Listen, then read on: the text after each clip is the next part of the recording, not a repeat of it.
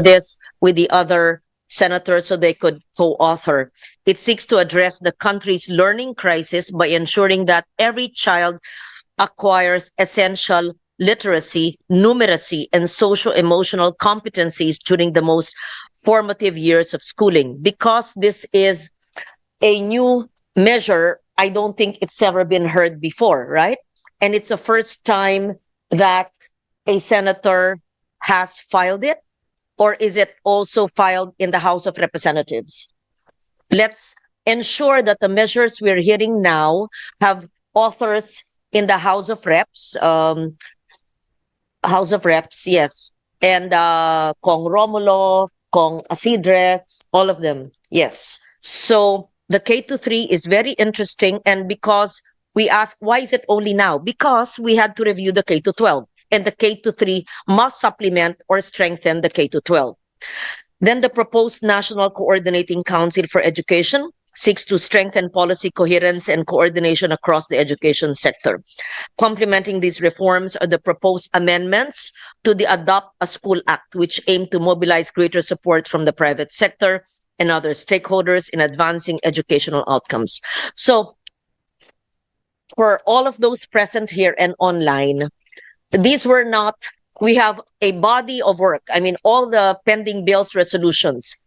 Hindi natin pinili lang at i-hearing natin, hindi pinag-isipan, nagkonsulta sa mga sektor sa prioridad ng EDCOM at ng DepEd, and then we decided to put these measures on the table today.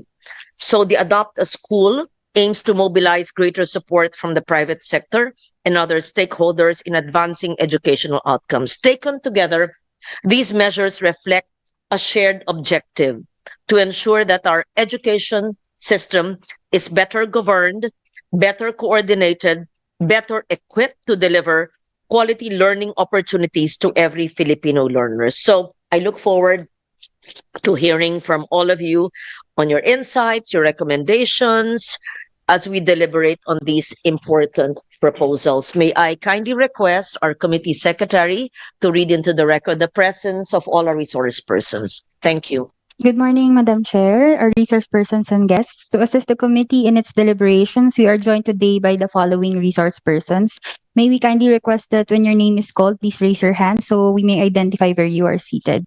Thank you very much. From the Department of Education, we have Undersecretary for Learning Systems, Dr. Carmela Oracion, Undersecretary Wilfredo Cabral, and Assistant Secretary Roger B. Masapol. From the Second Congressional Commission on Education, or EDCOM-2, Executive Director Dr. Carol Markey. From the Teacher Education Council, joining us virtually, we have Executive Director Dr. Jenny V. Hoxon. From the Early Childhood Care and Development Council, Planning Officer 3, Mr. Carl Jeffrey Sabalza. From the Commission on Higher Education, Chief of Quality Assurance Division, Dr. Mildred Libot. From the Technical Education and Skills Development Authority, Director General, Secretary Jose Francisco Kiko B. Benitez. From the Professional Regulation Commission, Vice Chairperson, Professional Regulatory Board for Professional Teachers, Dr. Paz Lucido. From the Department of Health, Undersecretary of Health, Yusek Gloria Balboa. From the Department of Social Welfare and Development, Undersecretary for Legislative and Intergovernmental Affairs, Yusek Aliyah Dimaporo. From the Department of Budget and Management, joining us virtually, Yusek Janet B. Abuel. From the Department of Interior and Local Government, Attorney Maria Carmelia Villasper. From the Department of Finance, Ms. Angel Joy Flores, Development Manager of Management Officer 3. From the Bureau of Internal Revenue, Attorney Edgar Alan Reyes.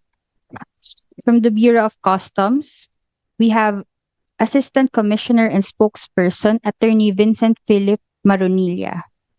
From the Department of Information and Communications Technology, Undersecretary for E-Government, Yusek David Lopez Almirol Jr.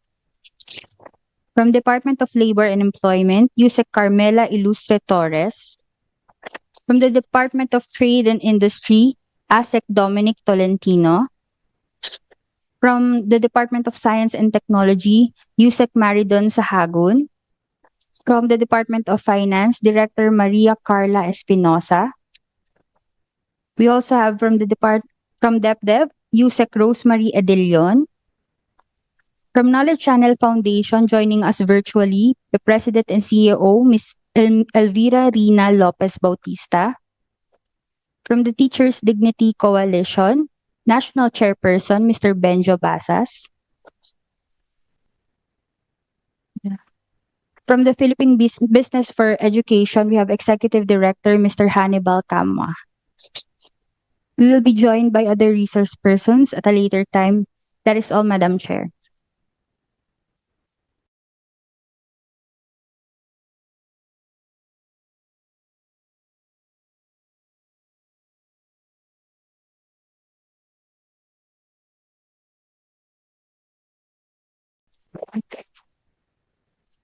I will read the four bills, the four measures, the importance, and I will hear the presentations from EDCOM and the Department of Education. Our hearing will last until maximum 11:30 this morning, and we may break into technical working groups. But first, we deal with the creation and rationalization of schools division offices.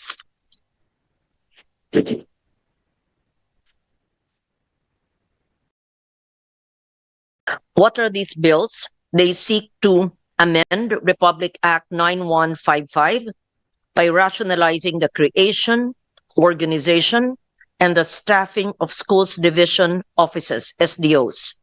They guarantee at least one SDO for every province and city, while allowing additional division in areas with large learner populations, high school density, difficult geography, or heavy workload. Through this bill, the Secretary of Education, in coordination with DBM, is authorized to reorganize, merge, realign, or subdivide divisions and districts based on objective criteria. Each SDO must have a schools division superintendent, at least one assistant schools division superintendent, and staffing proportionate to its schools, learners, personnel, and fiscal responsibilities. The bills aim to strengthen field level education governance by reducing workload disparities and bringing administrative and supervisory support closer to schools. What I'd like to hear later from both EDCOM and DepEd and the others is, why did it take so long for this bill to be heard today? I am told that this is the first time it's being heard in 4 years. What happened? Was it never filed? And if it was never filed, why did the DepEd not give it, or EDCOM not propose it to both houses of Congress? If it is urgent, then please explain to us how we'll be able to fill up all the staffing needed in the schools division offices. And once it's enacted into law, what positive impact will it have to basic education in our country? Now, we proceed to adopt a school.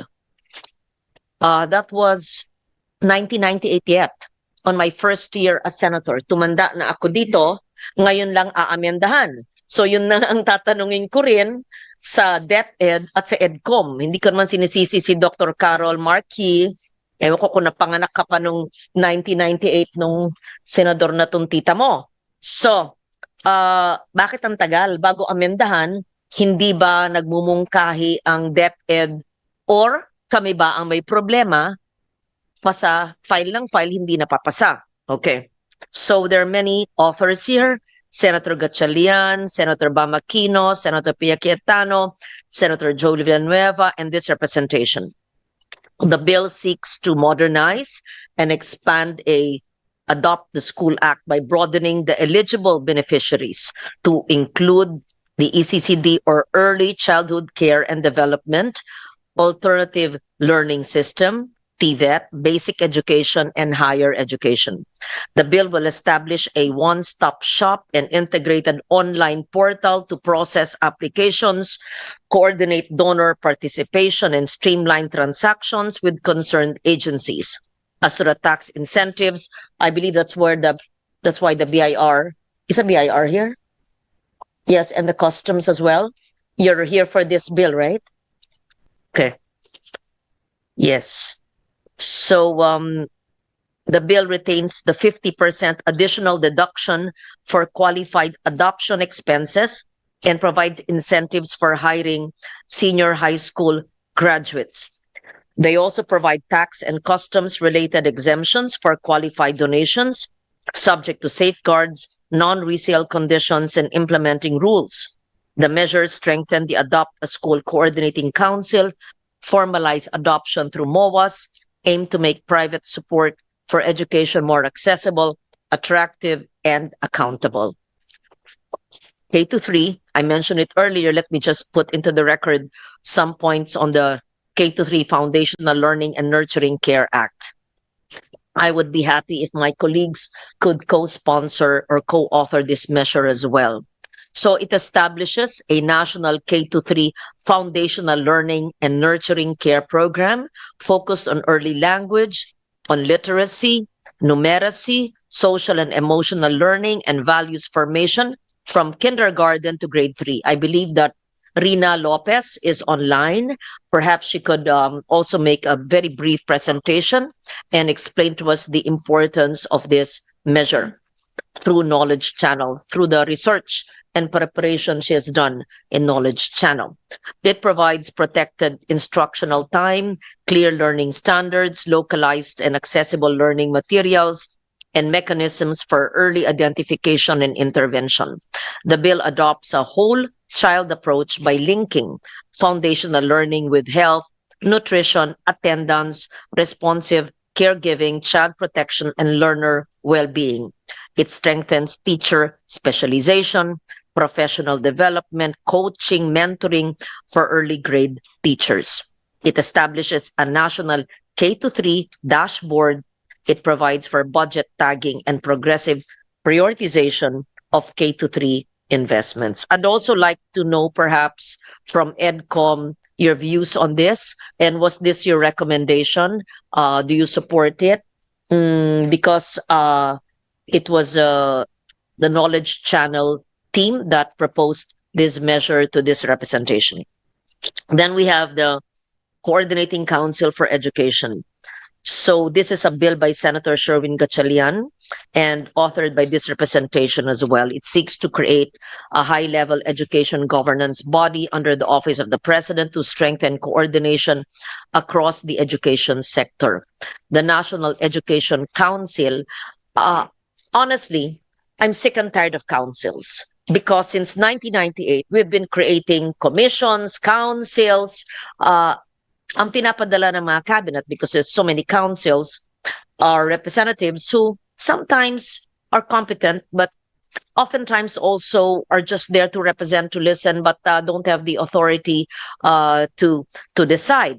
However, it's also important to put the education institutions in one council. So I simply, even if I'm an author, I want to listen to that and to the other institutions present here. Would you support this?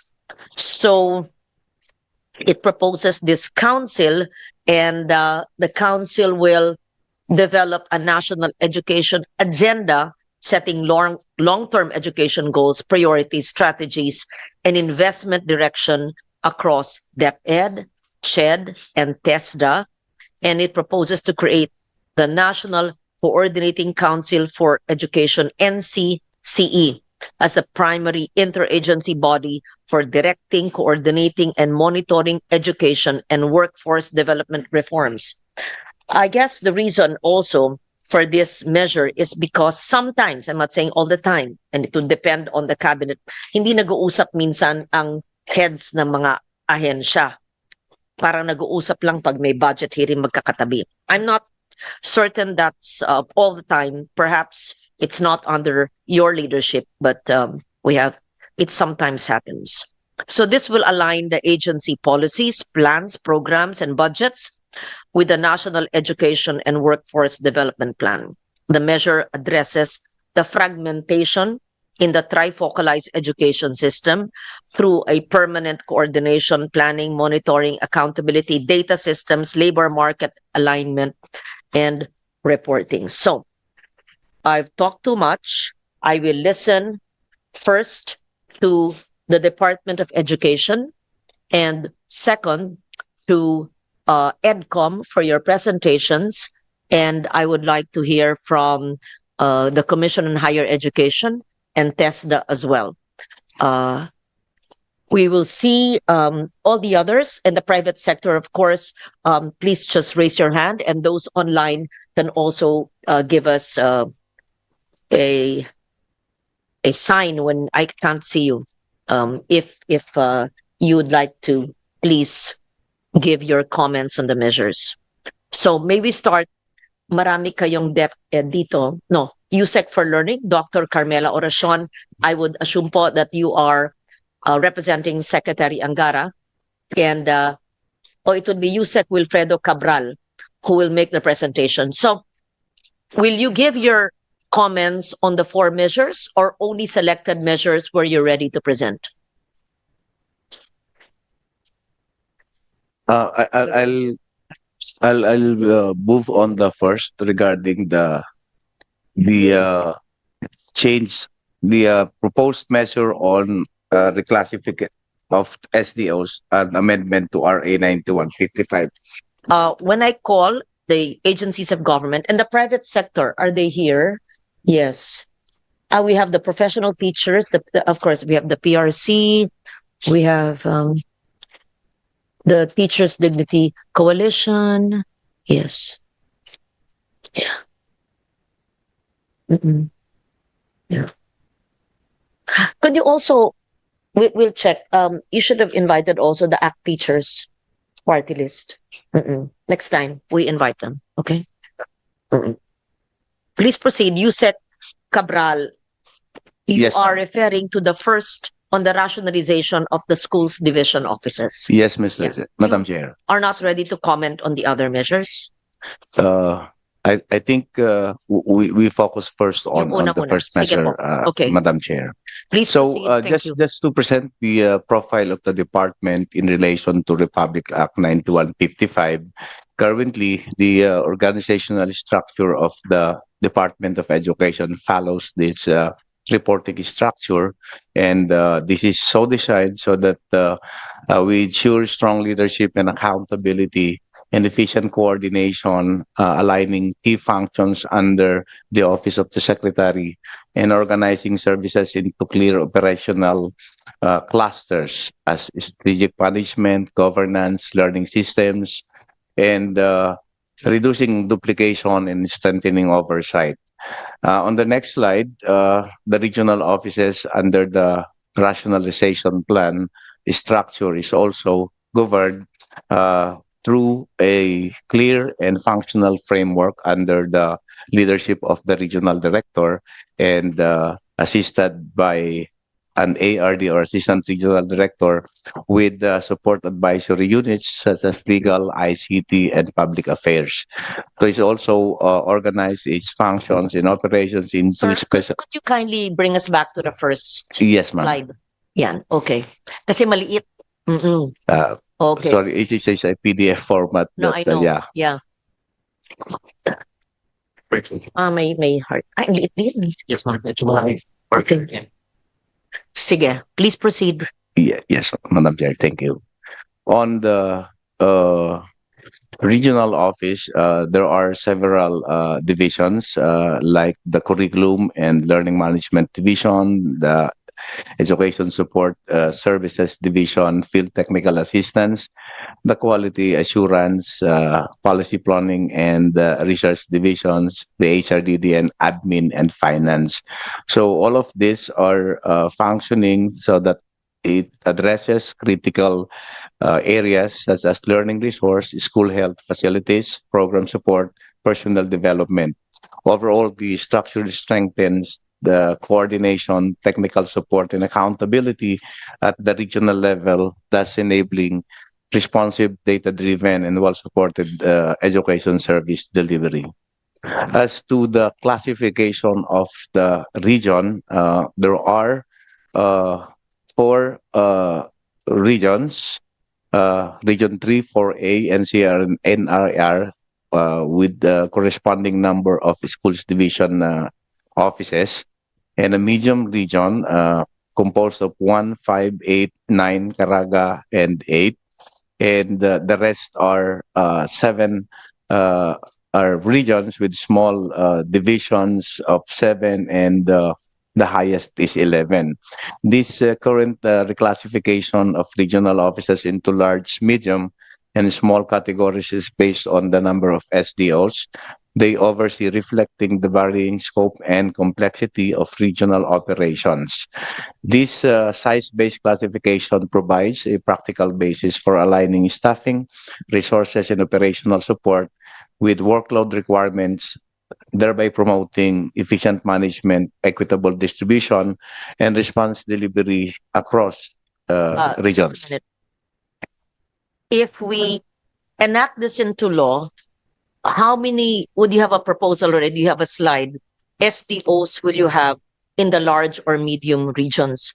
You would break it out into how many additional, or are you going to that in the forthcoming pages? In the our proposal is to focus more on super provinces like Cebu, Iloilo, counting on the number of Sige. schools. You'll Yeah. get to that later. Yeah, I wanted to understand if Yeah. this is enacted into law, the large number of SDOs in the 1, 2, 3, 4 regions you mentioned, ilan ang dadagdag na SDOs if it will be the SDOs? So there will be around 30. But if you're going to that in your next presentation, I'll wait. Sige po, I'll touch that Thank you. in a while. Okay. For the schools division route plan on the next slide, which is really the focus of the amendment of RA 9155, currently we have, on the next slide please, the SDO profile provides that there are 49 small divisions, 140 medium, 27 large, and 4 very large. And these are the divisions I am mentioning of Cebu, Iloilo, Quezon, and Camarines Sur. Okay. There are Cebu, Region 7, Camsur, Region 5, Region 5, Quezon, Quezon 4A. Region What's the 4A, other one? Leyte in Leyte, Region 8. Region 8. Yeah. Those are the very large. Is that what you said? Yes, Apat yes, po yan. Madam Chair. Ilan ang division in those provinces? They are managed by one superintendent, one division for all of these provinces. One division, one superintendent. And how would the enactment of this law affect those super large or very large divisions? This will be, yes. these very large divisions will be splitted into two divisions. So the 4 will become 8, and there will be accompanying creation of plantilla positions for all of those. Example. Quezon, Region 4A. Right now, that's part of what you call the very large in-schools division. Yes, po. You're not allowed to create a school division in that very large area. Currently, under the law, it should be enacted by the Congress for the Correct. That's why we're establishment. doing this. Yes, po. Yes. So, para maliwanag po, ang Quezon isa na Yes. school division. Iloilo isa. I'm sorry? Iloilo isa din lang po. Isang division din lang siya. Yung apat na binanggit nyo, apat lang ah. Ang sabi nyo, Leyte, Quezon, Camsur, and Cebu. Yeah. You did not mention Oh, Iloilo. but Iloilo is also one of the that's large. Yeah. to 5. Yes, po. O bakit ganun? No, kasi Sorry. I want accuracy. I'm So- asking. You said Leyte, Region 8, Camsur, Region 5, and Cebu, Region 7. I'll go to that slide. Yeah. Lihan. Kaya before you go there, hinihimay ko po itong sitwasyon ngayon. Walang batas na ito, what's stopping you from creating? So you said when it's enacted into law, giginhawa, makaka-create po kayo sa apat pong yon. So I just wanted like a proof of concept, just one province first. Quezon, Region 4A. But then you mentioned also Iloilo. Are we therefore amending this slide and making it 5 very large to include Iloilo province, or are you referring to Iloilo City, sir? Yes, Madam Chair, in the proposal, we consider the number of schools, the topographical and archipelagic Yes. situation, so that the administrative zones could be very well addressed Okay. on that note. So you may want to revise or amend the very large areas, but let's focus on one so that we understand. The present very large in the province of Quezon, there's one SDO. Yes, Madam Yes. Chair. And if this is enacted into law, convince me that the bill that I'm hearing, authored by several senators, giginhawa po, will positively impact on schools division, superintendents, the workload, administrative and otherwise of our teachers, principals, and will eventually impact positively on our learners. Yes, Tell Madam me, Chair. convince me on my bill that I'm hearing. Yeah. Yes, Madam Chair. Can I just proceed to No, just the after next? that. It's important I understand. So, Quezon, one SDO. Pag nasa batas na po ito, ilan po ang pwedeng italaga na division offices at superintendents? For example, demographic, there will be 2 divisions in Quezon. We will split that into 2. So, Because maaari ng dalawa. dalawa na po And sila. right now, you are disallowed to do that Yes, Madam unless Chair. a law is enacted. Yes, Okay, unless clear. the DepEd is allowed to do so, and split the divisions into manageable administrative So, zones. 2 SDOs for the province of Quezon. Yes, Madam Chair. Okay. And after, it's just a matter of splitting 2 SDOs, then it will go down the line. Superintendents, yung kaninang graph na pinakita Yes, nyo, Madam Chair. all the functions and designations, positions, and the commensurate budgets. Yes, Madam Chair. So the Secretary of Education is not allowed to solve this problem, regardless of how brilliant or hardworking or disciplined the DepEd Secretary is, because a law has not been passed all these years. Sino man siyang secretarying well-meaning, because his or her hands are tied because this law was never enacted. Oh, That's hindi correct, siya Madam pwedeng bigla na lang, ang dami, ang hirap ng trabaho. Sige, hatiin ko. Kailangan create ng plantilla positions, hihingi sa senators, dagdag budget. Maski na anong budget ang bigay namin sa inyo, kung wala ang batas na ito, yung, hindi yung congestion ba tawag doon?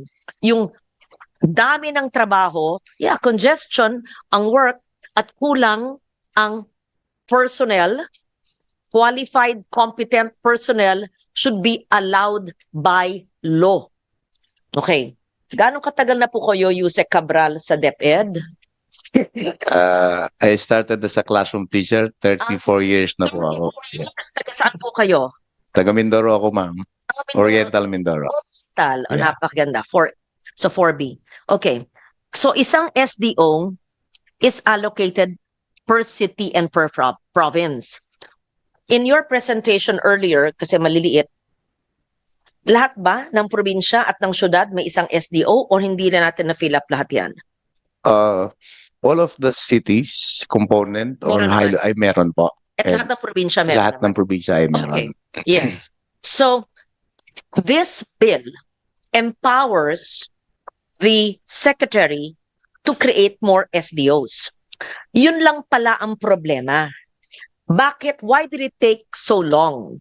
Bakit ngayon lang, June 2, 2026? Okay, sir. Kailan po nyo, when did you realize that this was needed? This well- bill to create more SDOs para hindi lang po per province and per city, whether component or otherwise, ang kailangan, that because for big provinces, we really needed, when was this needed? Last year, that's why ngayon lang gumagalaw ang Kongreso. Kailan po?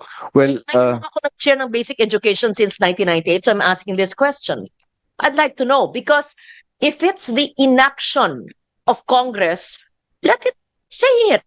Kung Kongreso kami ang hindi nagtrabaho, hiningi ba ninyo? Alam ba ng mga chair ng basic ed ng both houses? At bakit hindi na ipasa? there was actually an effort back in 2015 on the rationalization plan. 15 pa po? Yes po, and there was a promise Okay. that there will be a move to do the second rationalization. So But- maski sinong DepEd secretary from Brother Armin Luistro, mahihirapan. Kasi growing population at maski anong sakripisyo po ng ating mga superintendents and DepEd teachers, etc., ang hirap talaga. Palaki ng palaki. So, there was an attempt in 2015, 11 years ago, pero hindi na ipasa. Anyway, Comsec, later, give me the history of this bill. 1998, 1992, 1987. Bakit hindi maipasa-pasa? I cannot imagine something so important and urgent has not passed. And you're saying this is the first time it's being heard? Hindi naman siguro. Oh, it's first time may hearing tungkol dito? Imposible. Ano nangyari yon kung mahalagang ganyan? We filed the bill, ma'am, only after we had the charter hearing of DepEd, where we studied the distribution of school division offices across the country. Maybe the realization came only recently? Yes, ma'am. Last year, when we did the study. Yeah. Okay. So, but there was a rationalization plan in 2015. So we cannot say we only realized it was needed last year when you did the study, because there was an attempt at rationalization in 2015. Yes, ma'am, but not yet in the form of legislation. It was fixing it within the DepEd's plantilla positions, but not to amend 9155. Internal. But it's actually simple. Internally, if you know it's growing and there's so much density and there's a need, then we amend the law. Then we just give the secretary the power. Okay, one hearing, one TWG, we should pass this. Anong status sa House? This is so, huh? Pasado na po. Low-hanging fruit. When Opo. did they pass it? 4 days Last ago. week. Yes, 4 days ago po. Okay, good. So, whether I stay as your chair or not, you know, everything is in flux. Yes, no, but let it be known that this is the first time this bill has been heard. Yes, because it took me time to read everything and to see what is the most important. And this is a low-hanging fruit because it's been passed. And no matter how well-meaning or brilliant or hardworking your secretary is, if you do not give the secretary the power to create more positions and therefore decongest the work of our hardworking DepEd officers and personnel, mahihirapan talaga. Yes. So I want to gift this to the DepEd sector. Okay. Sige. You don't even have to read this na eh. Nakumbinsi na po ako na tama yung ginagawa ko eh. Diba? O sige, proceed lang po. Yes po. Thank you. Just to provide a context on what we're doing here on the next slide, I mentioned about 4 very large divisions, and we consider in terms of the number of teachers, enrollment schools, and the number of districts. And as you can see, large divisions like this 4 manages between 1,165 to 1,472 schools and around 400,000 learners in 55 districts. So there is an even burden for the same schools division superintendent to as much as with the medium ones or large ones, and this is actually these are actually facing significantly greater administrative and operational demands. So Saan po napunta yung Leyte? Kanina po, Kamsur, Well- Quezon, Cebu, and Leyte. Now it's Iloilo. the reason why I was mentioning Leyte is that there is a very rigid classification because in terms of 1,000 Leyte is also as big as this, but the number of schools based on the clustering, pumalo na lang siya dun sa large. But considering the uh, uh, geographical dispersion, the wide dispersion of schools, technically nearly parehas na lang din po yung kanilang uh, characteristics and typologies. So that's why I'm mentioning that with the introduction of this amendment to the law, it allows beyond an addressed concern on distance of schools from the division, the accessibility of schools, the lack of footprints to manage the schools in island or mountainous areas. So the amendment is a welcome move because it will allow the Department of Education to provide more foot soldiers and even address the choke points. Kasi kahit malaki ang division, iisa din ang kanyang legal officer, iisa din yung kanyang HRMO, dealing with this number of personnel. I understand it fully.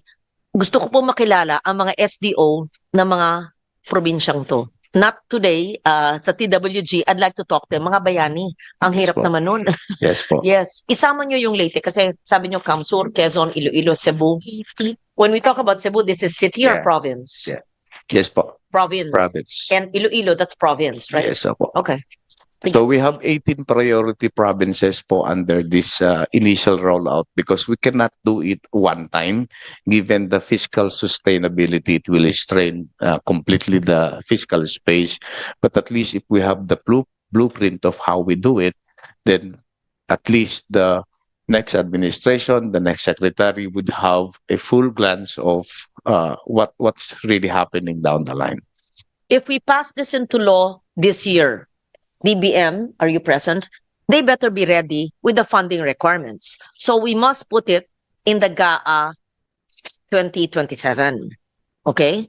And are you able to recruit the personnel, the teachers, everyone who will populate the designated, newly created positions? Yes, ma'am. Meron po. We have the capacity to deploy third-level officials and even add more superintendent, assistant superintendent. Kailangan batas, pangalawa, kailangan pondohan yung batas, pangatlo, nandyan na ang mga kwalipikadong tao, personnel, na matagal na nag-aantay na higit na 10 taon.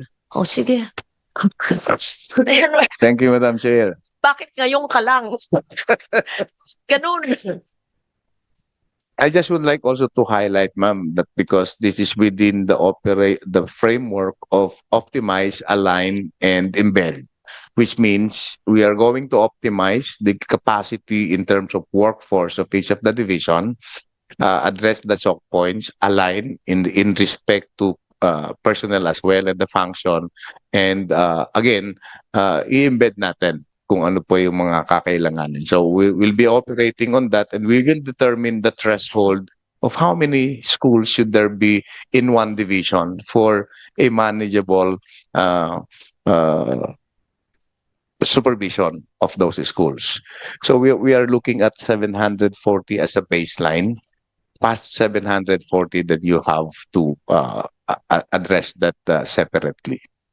So, ngayon, there are 228 SDOs, right? Nationwide? Yeah. 84 provincial, 142 city-based. Yes. Pero may municipal kayo. Ang sa Pangasinan, Lingayen at Binalonan.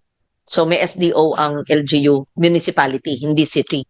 Pang 1 and the Pangasinan 1 and Pangasinan 2 were divided, but that was Divided. also enabled by legislation. So by law. ginawa nila mano-mano. Yeah, It wasn't a national law. Yeah. It was the initiative of the representative. Okay, that's good. And there was a proposal of separating one municipality into a division, but of course we Okay. say that So that's not when this is possible. enacted into law, the 228 SDOs will be how many?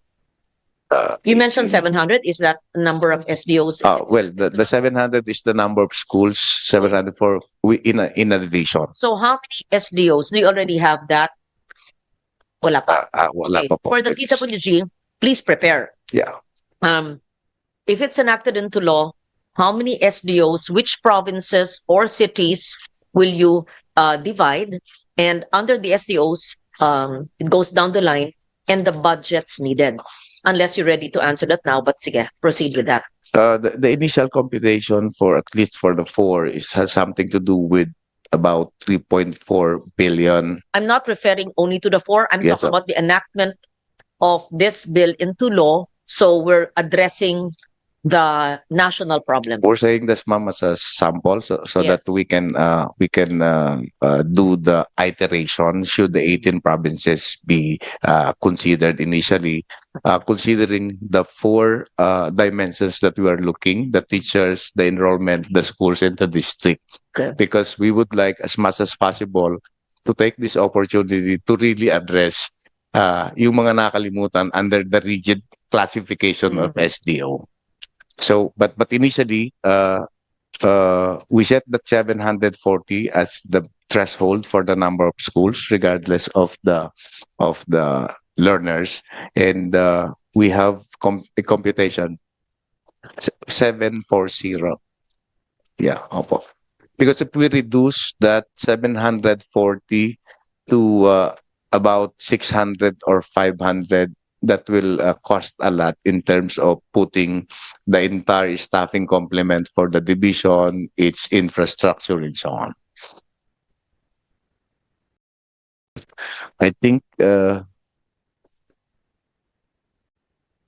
I proceed, Madam, on the creation of schools division on the next slide? Sige pa, let us skip that. Next slide, please. Ayan po.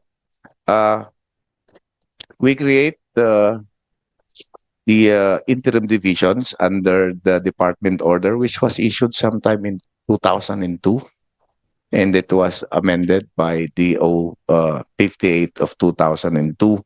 So all of this are the governing, enabling mechanisms in the establishment. It specifies that the schools division may be created in each city with at least 750 teachers, including HTs and principals. And there are several conditions on that. Some exceptions on the creating is on the interim divisions. Is once there is a newly created city, the charters provide for a division, but do not meet the 750 minimum, and the existing city, no charter but propose a separate division for better supervision. And next, so it's just a process of how we do the establishment of the division in the absence of this amended law. So there will be, next slide, please. So the LGU to initiate the establishment of interim schools division, and then we do have the coordination between LGU and the regional office, and the MOA signing, the approval of the OSIC, Office of the Secretary, and the designation of an officer in charge to do that. So we have these challenges under 9155 because, as we mentioned, the DepEd has no authority to create schools division, and there is structural misalignment, centralized leadership, and management and supervision among those challenges. Next slide po. And I think this is actually the summary of the challenges. Unilaterally, we don't have the authority to create divisions. And as I mentioned, these are the challenges where there is parities and supervision. Support depend more on geographic boundaries rather than actual needs. Centralized leadership and management and supervision gaps. So these are all contributory to the uneven service delivery, coordination difficulties and inequitable support for schools, as highlighted as well by the EDCOM findings. I failed to mention earlier that while there was a 2015 rationalization plan, only upon study of the EDCOM, these stories came about. We are also uh, hindered by the fact that the 2015 rationalization plan says that it should not go over the 2005 plantilla positions. That was the restriction at that time. How can there be rationalization tapos naglagay ng cap naman? Parang inaral na kailangan pero bawal. Hindi mo pwede yun. That's why we would like to use the optimization, Madam Chair, rather than rationalization. Which is also we are also given the timeline to submit the blueprint for the Government Optimization Act, and DepEd should also be looking at that if we really need to provide better service to our learners. That's my last slide, Madam Chair. Thank you very much. Balik lang isa, yung interim. Or maybe you can just answer. And what law, or it was a memorandum order, no, that allowed the interim. Yes. Kailang LGU, mag-request, all of that. So, yung mga bakante, no, how many interim school divisions did it create? And what will happen to the interim school divisions once this is enacted into law? Our last interim division, how many we have? The recently established Carmona. Tama, Sanda. Carmona City. And then we have also Bayawan. Yeah. This is based on request of LGU, right? Yes, po. And the authority to create an interim school division is based on a memorandum only of the DepEd. The department internal, order, the yes. department Madam Chair. order. And what will happen to the interim school divisions once this is enacted into law? Will they be abolished? Will they be made permanent? Be part of the organization? They will consequently be established as an SDO. Okay. Because some of the cities in the charter do not mention about a separate division. Mhm. But since there is a local school board for that city, particularly most of the component cities. Mhm. So in the long run, na-establish naman po siya into Okay. a permanent schools division. Okay. Yes. Thank you. This is very clear, and it's been passed on third reading in the House. Is there anyone, DBM, you'd like to comment, who'd like to comment on this bill? I believe it's not just timely, but long overdue. And we just have to study it further, do some tweaks for TWG. Do you have any presentation, EDCOM, or you would just agree with this because you did a study last year?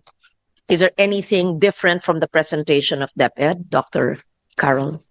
Ma'am, just to support the presentation of DepEd, but just to say also that, as was mentioned in passing by Yusek Willie, that we should consider various factors in the creation of the divisions, which include the number of schools, but also student population. If we can go to slide 6, just to show that there are some regions, some divisions, for example, you see in the presentation of Yusek Willie, Cebu, Quezon, Camarines Sur, and Iloilo, those in the magenta box.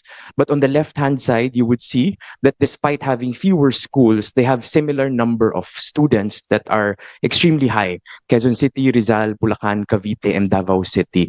And so these need to be considered in the joint policy that would hopefully, based on the amendatory bill, will be developed both by DepEd and DBM so that we don't need to legislate and that there is a policy that is rational in terms of setting a formula for the creation of responsive divisions.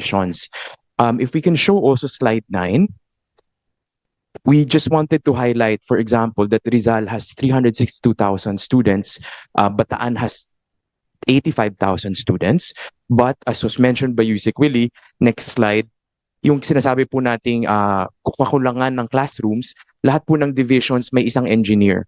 Pag nasira po ang isang classroom sa isang division tulad ng Quezon, pag sabay-sabay nasira, itong iisang division engineer kailangan pumunta, tingnan, mag-coordinate, hindi po talaga magagawa. So despite all of our efforts to resource, without the manpower on the ground, DepEd will really have a difficult time to address this. And the same goes for librarian, nurses, medical officers, which are all division level services. And so just to say that we support this measure and we thank the chair for putting forward this measure as the first agenda in the Committee on Basic Education, because this is extremely a low-hanging fruit and it will be passed in the House on third reading today, hopefully.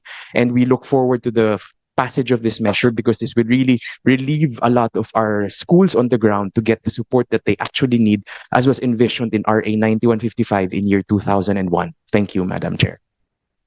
Since you have the floor, can you please give EDCOM's comments on the four measures? I believe you have a presentation. Will do, ma'am. Can we please go to slide 14 on Adopt a School? Ma'am, this was actually a bill filed in the year 2 of EDCOM. This was filed by both Senator Win, who was then chair of the Senate Committee on Basic Education, and Senator Angara as his last bill before he left the Senate to be DepEd Secretary.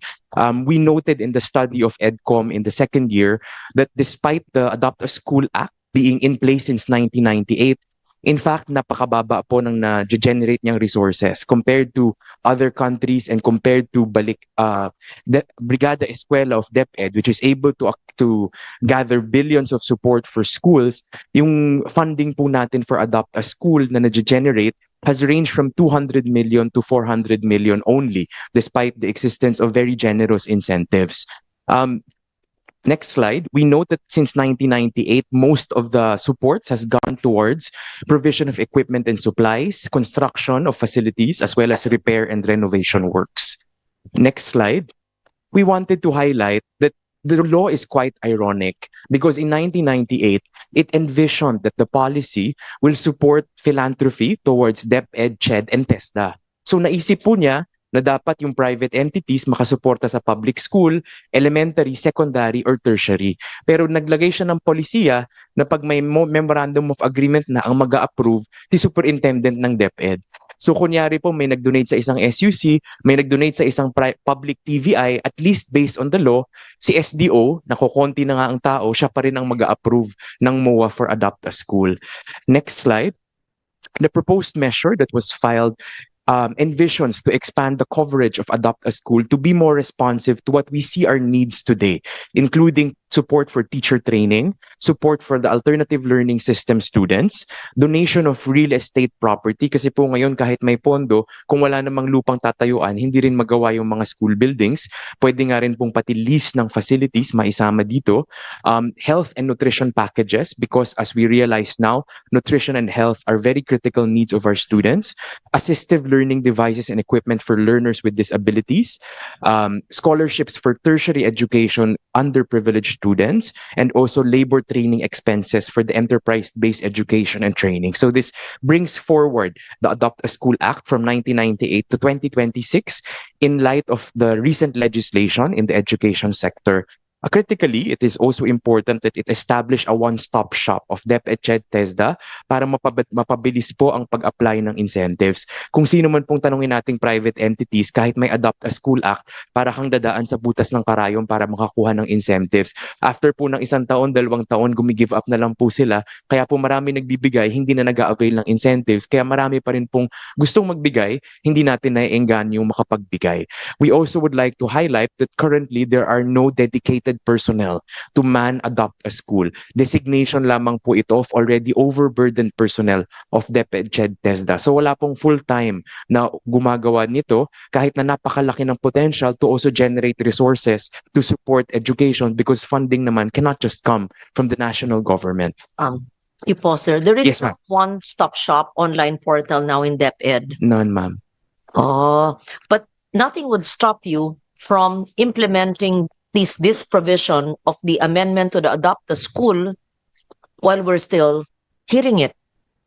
Yes, ma'am. Yeah? Yes. DepEd, CHED, TESDA, So, wala sa Kiko. Bakit wala?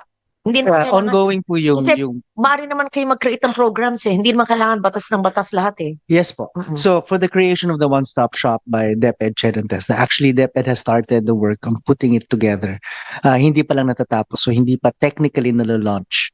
Because it needs to combine the policies and guidelines of all three agencies. So right now that's an ongoing effort. But yes, ma'am, we do not need the law for this, but this would be a good institutional background. I would encourage the three agencies. San ba ang chair? Nandito pa ho kayo. Apo. Yes. While I commit to finish all of these within the year, hopefully. If I continue to be your chair, and I'm sure whoever is a chair after me would agree. So we commit to have this. But while this is being enacted, the one-stop shop in the online portal, I think, is the ICT helping you? Yeah. Okay. Sige. Proceed, please. Next slide. Just to highlight the final two critical features, in the current law of Adopt a School, ang ini-envision lang pong makapagbibigay ay corporate entities. Pero high net worth individuals, for example, there is no way that they can give and then can get benefits from the Adopt a School, which we feel is an untapped possible partner to engage. And then finally, the bill proposes an additional deduction of 20% of salaries, wages, and benefits paid during the first year of employment if companies hire senior high school graduates, at least for a time period to engage and encourage our industries to enroll or to hire senior high school graduates. That is the end of our presentation for the Adopt a School. Next slide is the Senate bill. Yes, ma'am. Just go back to that. Yes. Yes, Like ma'am. hiring senior high school graduates, hindi naman kailangan ng batas. That can be done already now. Pwede na po. Right. But the incentive po of 20% deduction. Para po at least for several years, for example, they can be encouraged because it is not yet in our culture to hire senior high school graduates because of the, I guess, inclination to wait for college graduates. So just a transitory period that makes us used to doing this.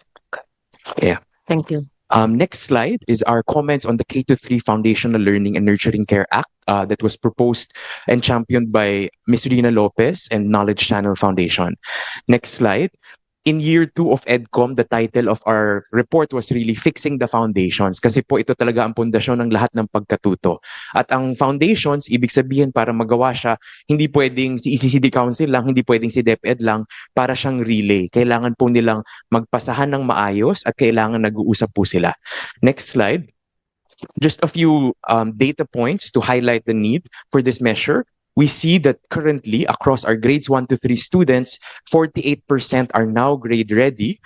But at the start of the school year, almost half of them start without readiness for formal schooling at grades 1 to 3. This can be rooted to different efforts or issues such as nutrition, access to pre-kinder or early childhood education, and also the robustness of our kindergarten curriculum to really support them for grades 1 to 3. Next slide. We see from data in the different international assessments na hanggang grade 5, hanggang grade 10, hanggang senior high, naghahabol yung mga estudyante natin dahil sa weakness ng foundational literacy, which is why it is very critical that we start them strong. Next slide. This is also clear in the National Achievement Test results of DepEd from 2024 and 2023 that sa grade 3, ang proficient lang po talaga ay 31%. Pagdating po ng grade 12, ang natitira na lang 0.4% ang proficient, which is why giving them a robust foundation to really start learning and to learn on their own is extremely critical. That by grade 3, no one should move forward to grade 4 without being basically literate. Next slide. Next slide. There are many reforms that are ongoing in DepEd, and we would like to highlight how this bill actually packages all of that in one program that really ensures that it is delivered in an integrated way for all of our students. Yung pinakauna po, yung pagpapalakas ng literacy at numeracy sa grades 1 to 3 curriculum, sinimulan na ng DepEd. Nagbawas po ng competencies from 12,000 to only 4,000 in the last years. At dahil po doon, based on PIDS study, mas natututo na talaga ang mga grade to students pagdating sa reading at pagdating sa iba't ibang competencies na tinuturo. Dati po, masyadong marami, kaya halos walang mastery. Next slide. We also point to this body that hanggang ngayon, despite the availability of the ECCD law, yung participation in early childhood napakababa pa rin, 30%. So ang tanong, anong gagawin po natin sa 70% na pumapasok ng kinder na walang access to early childhood education?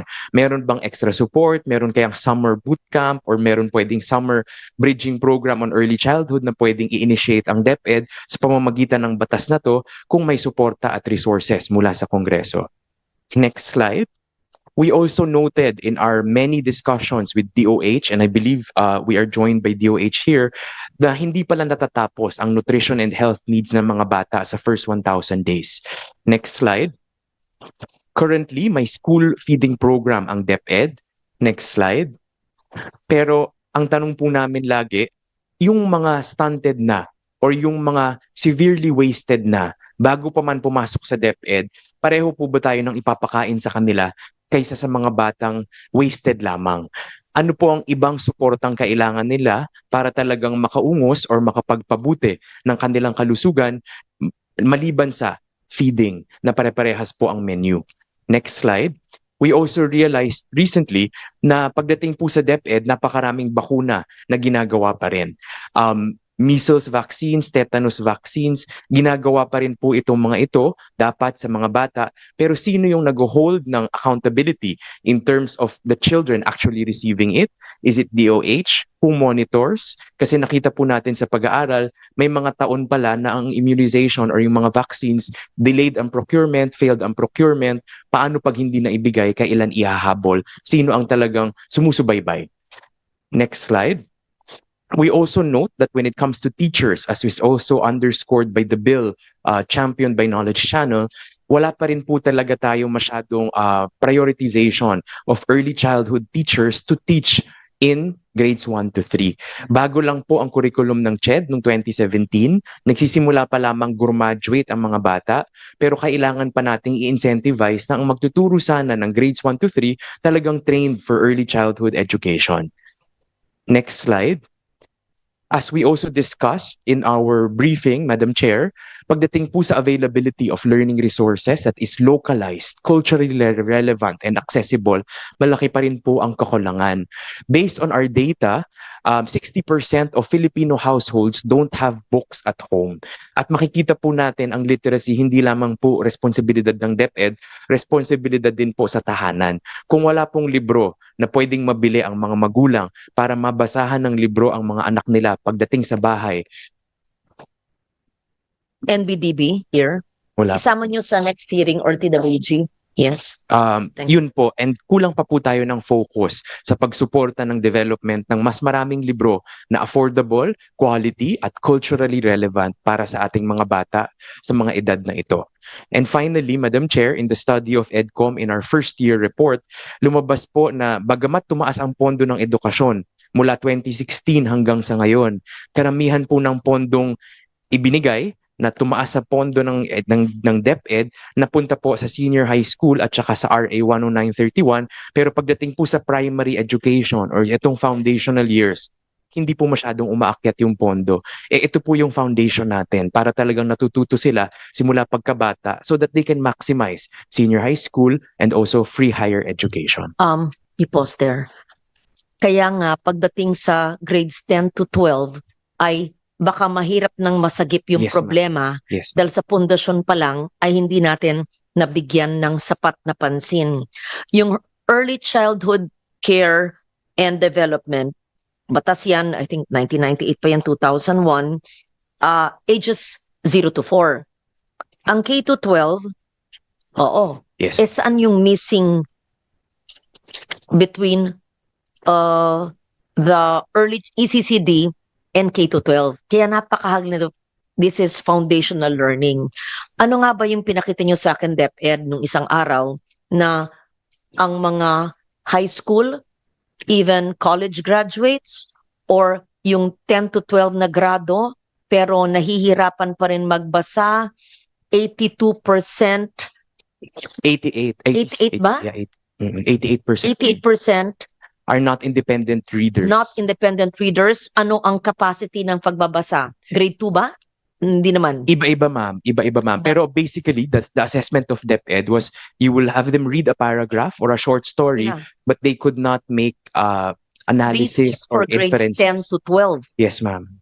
And but you also had a presentation, correct me if I'm wrong, I Yes. hope I'm wrong, maski na college graduates, meron din. 18% of college graduates on average. So 80% ng college graduates have difficulty with reading, functional literacy.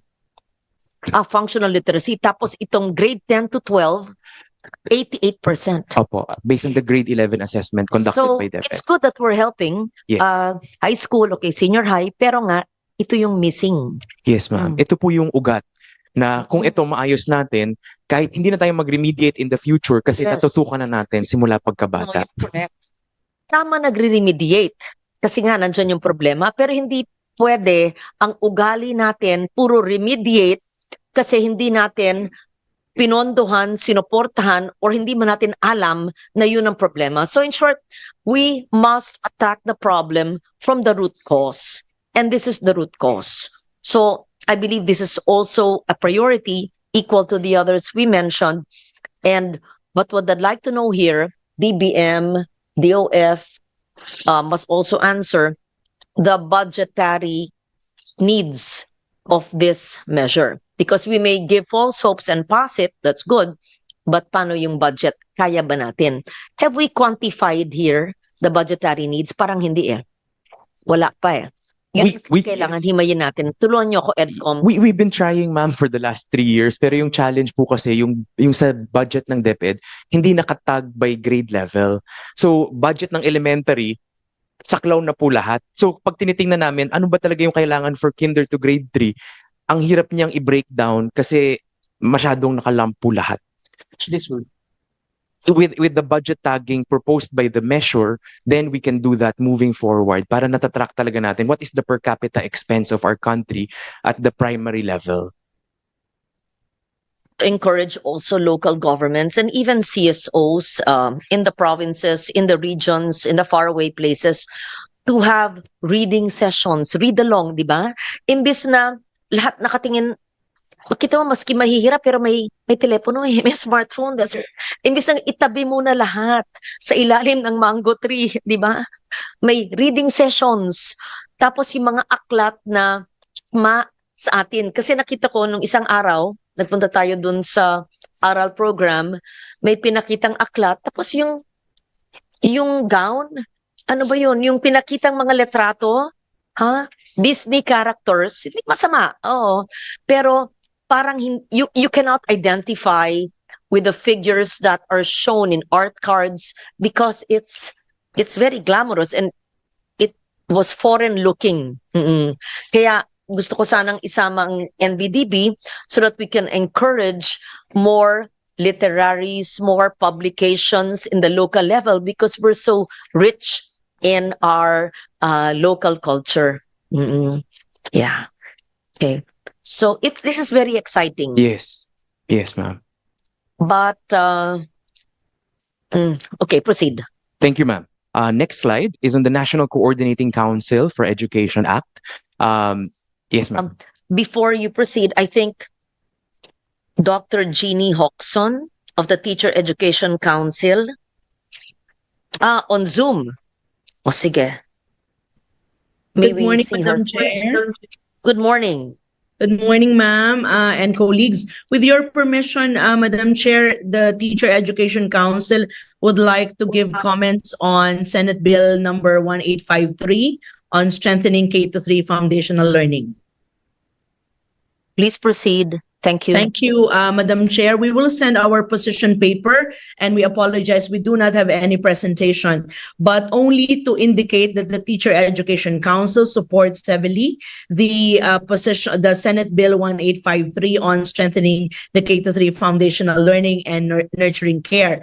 Only that in the provisions that establish the requirements for teachers, including the future teachers, hence the pre-service. So the pathways towards becoming teachers of the K to 3, Madam Chair, it is the Teacher Education Council mandated by law 11713 that sets the minimum requirement. To report, Madam Chair, currently the indication by Edie Carroll on the 2017 programs set by the Commission on Higher Education has a new revised curriculum yet to be released within 2026 due to some complications with our partners in the Commission on Higher Education. But currently, Madam Chair, to report to the committee, our challenges are two-pronged in the K to 3 pathway.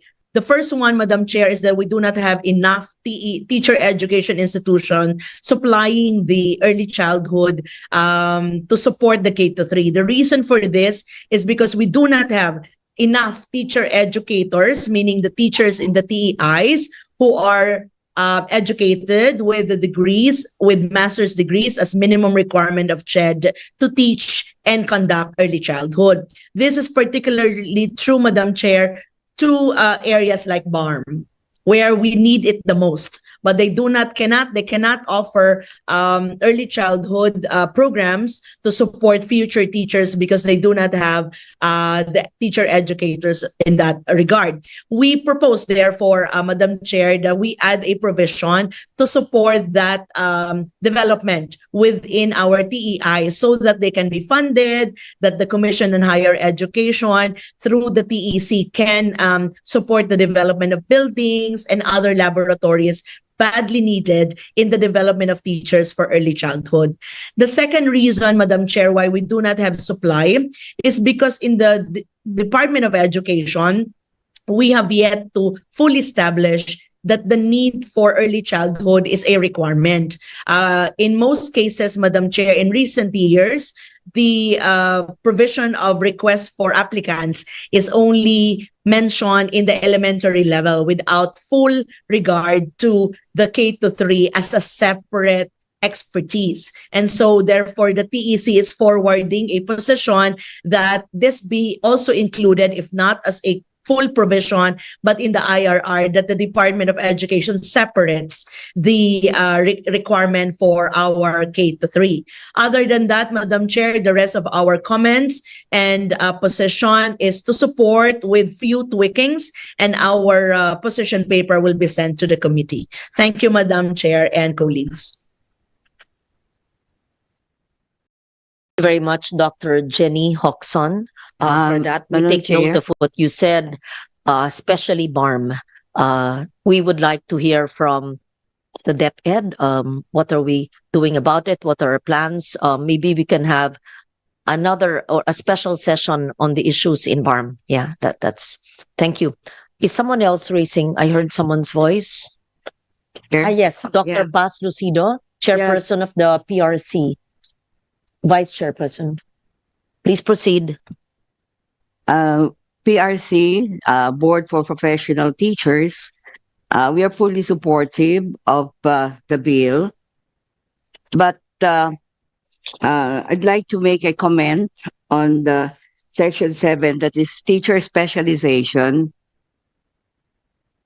Does not mention anything about the licensing of the K to 3 teachers, because I'm pretty sure that this will mean another specialization when it comes to a new program. At present, just a background, at present, the licensing of teachers as provided by RA 7836 covers two groups of teachers. The elementary teachers, they are graduates of BEd and graduates of secondary education with majors. But at present, the elementary education licensing has already two majors or three majors: the general education, the preschool, that is early childhood, and special needs education. But this bill talks of another specialization, I think, something like K to 3. I remember during our times, we used to have from grades 1 to 4, that is the primary, and 5 to 6, that is the intermediate. But now you're in this bill, you're proposing a K-3 program.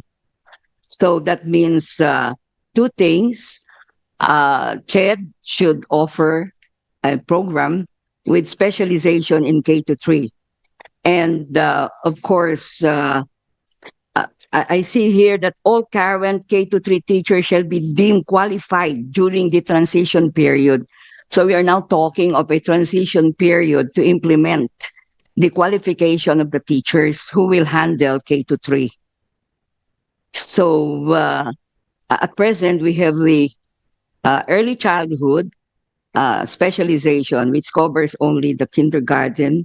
But of course, we have the 1 to 3 levels.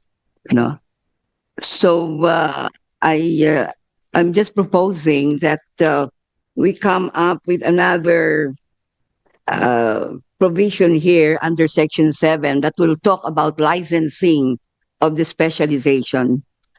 Because at present, the licensing of early childhood and special needs is only covered by a joint memorandum circular, because the law 7836 does not talk of a specialization in the elementary.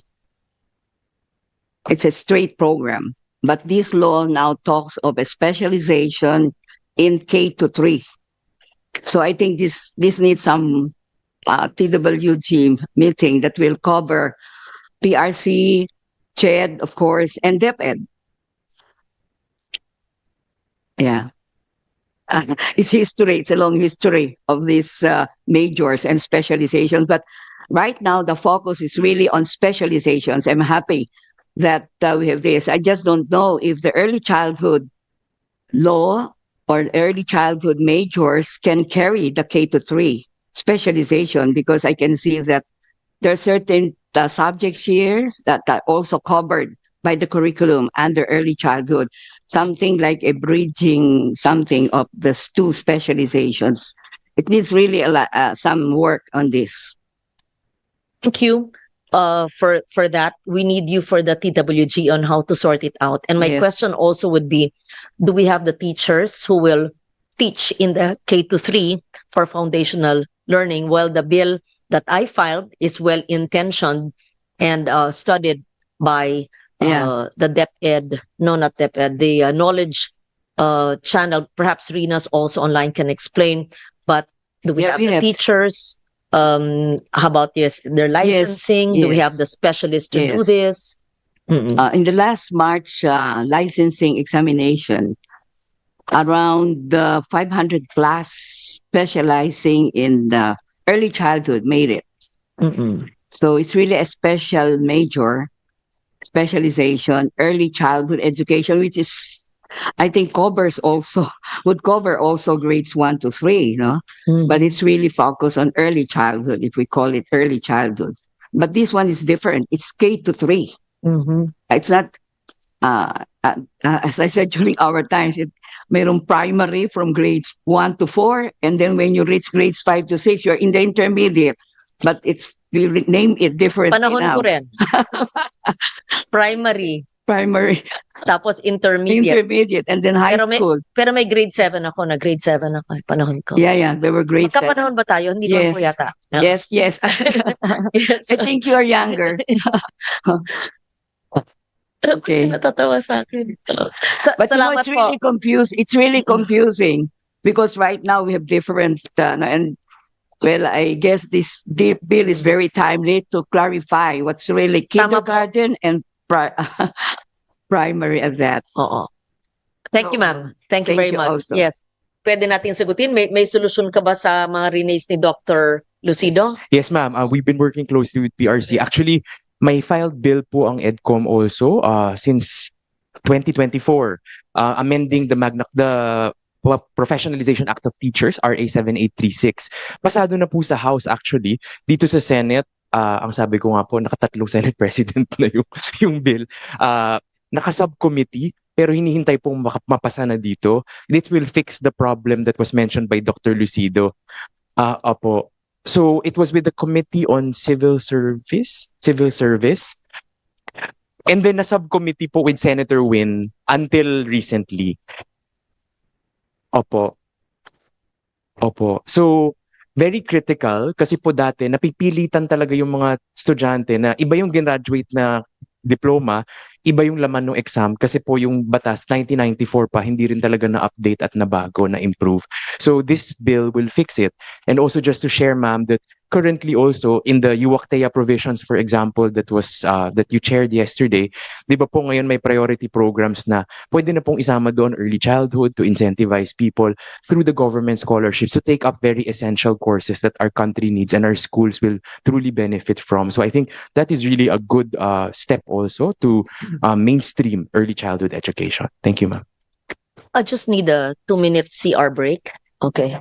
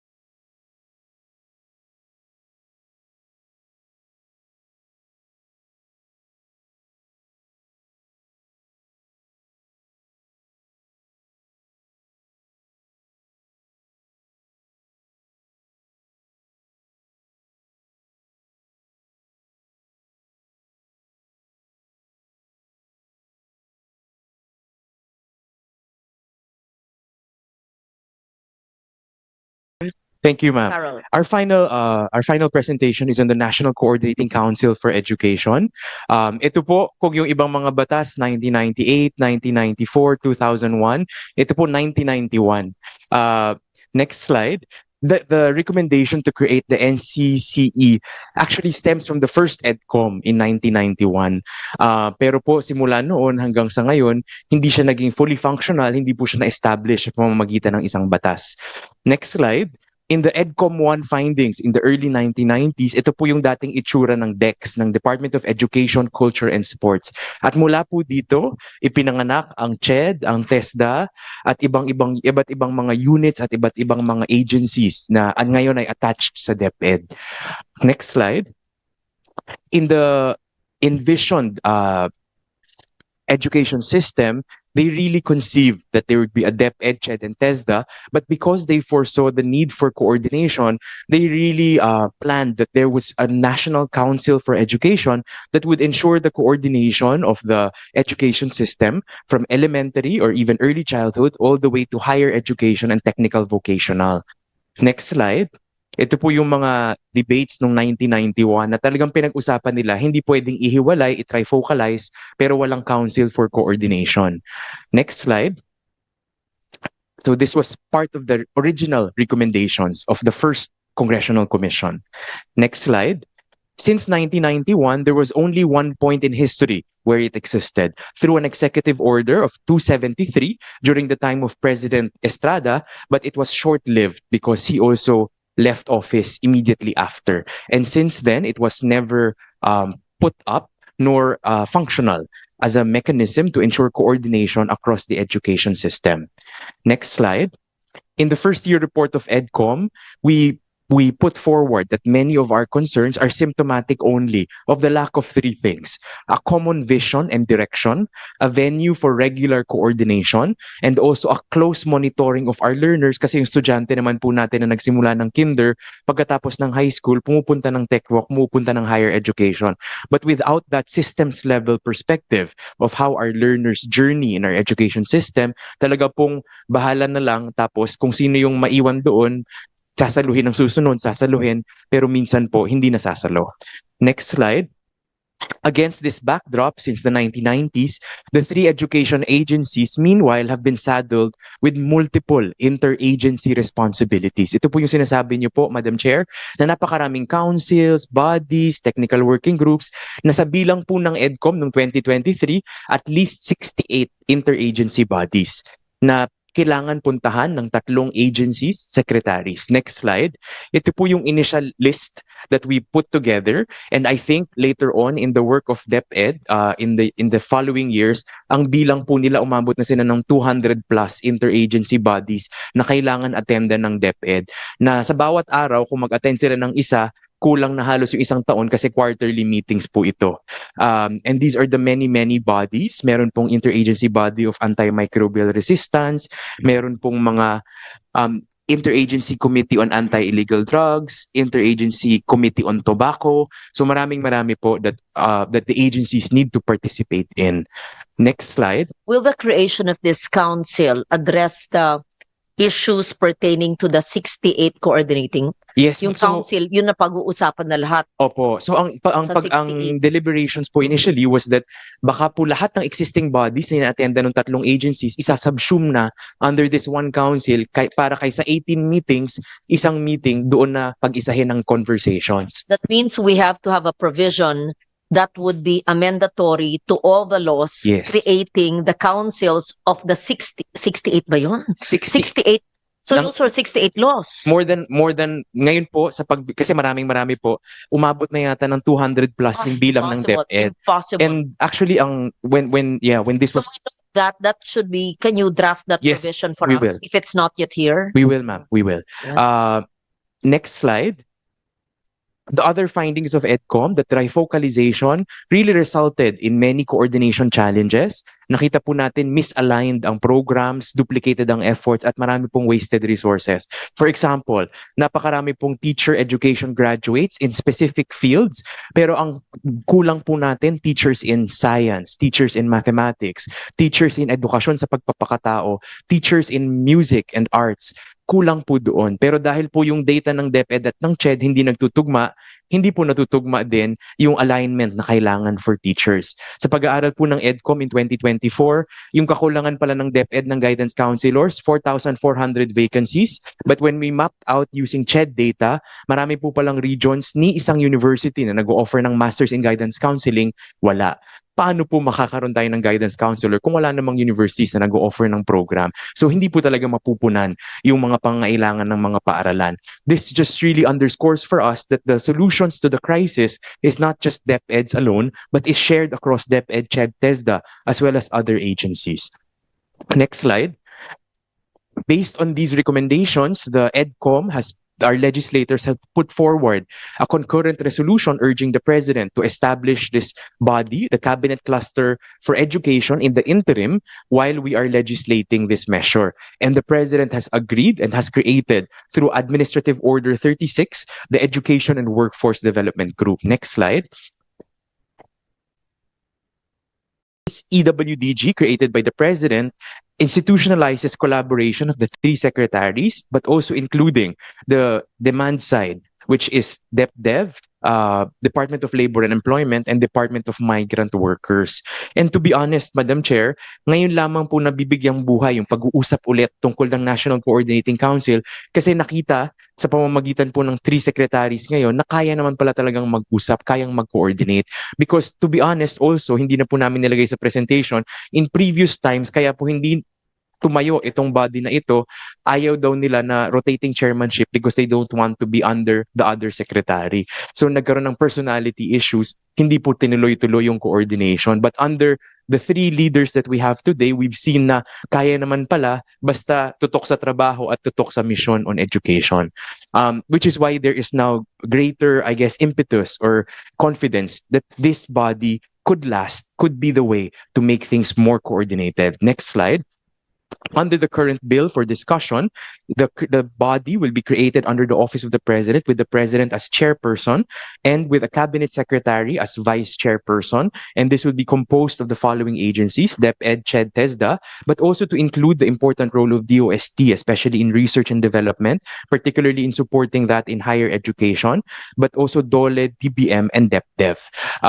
Then this body will be supported by technical working groups and a secretariat, also housed by under the office of the president and led by an executive director.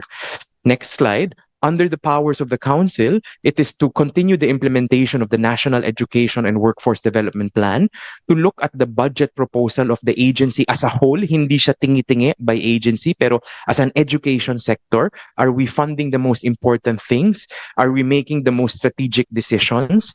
How are we then putting forward our work together as three agencies to support education development? And also to establish an interoperable data system across these bodies. Finally, as we discussed, Madam Chair, next slide, it also includes the rationalization of all existing interagency bodies to be subsumed under this council para po mabawasan yung napakaraming councils na sa sobrang dami, kahit sino po yung mapadala, sino yung libre, yun na ipapadala, wala na talagang high-level discussions and then hindi kayang ma-carry over sa mga trabaho ng ahensya, yung totoong mandato ng batas. We would also like to put forward for the discussion of the committee and also the chair's consideration to consider this in relation to other measures filed by Senator Risa and also Senate President Cayetano about the use of this to ensure that there is coherent and seamless progression from the work of EDCOM, which will end in the next year or two, relative to then the work of this coordinating council, and also the consideration of the bill filed by Senate President Cayetano to also consider the possible membership, for example, of the chairs of education in this coordinating council for education. That is it, Madam Chair, but we would like to underscore that in many of the discussions of EDCOM in the last 2 years, ang tanong talaga ng lahat is, ngayon na marami tayong reforms na ginagawa, sino po yung maniniguro na after mawala po yung secretaries na currently nakaupo, after mawala yung EDCOM, paano kaya matutuloy yung convergence, yung coordination para po masustain ang reform sa ating education system? Thank you, Madam Chair. Thank you very much. May we hear from an NGO, I think Mr. Benjo Basas of the Teachers Dignity Coalition. Kayo po ang national chairperson. Which of the four bills would you like to comment? Una, sang-ayon po kayo sa apat na panukalang batas. Kung hindi po, ay pwede niyong isaad bakit at ang batas naman ay pwedeng evolving po ito. Kailangan pa. Pero kung sang-ayon kayo, Yes. isubmit po ninyo yung inyong mga komento. Thank Apo, you. ma'am. Specifically for the two bills, ma'am, your bill po 1853 and 2089 po, no. Una dun po sa National K-3 Foundational Learning and Nurturing Care Program po, no, na proposal.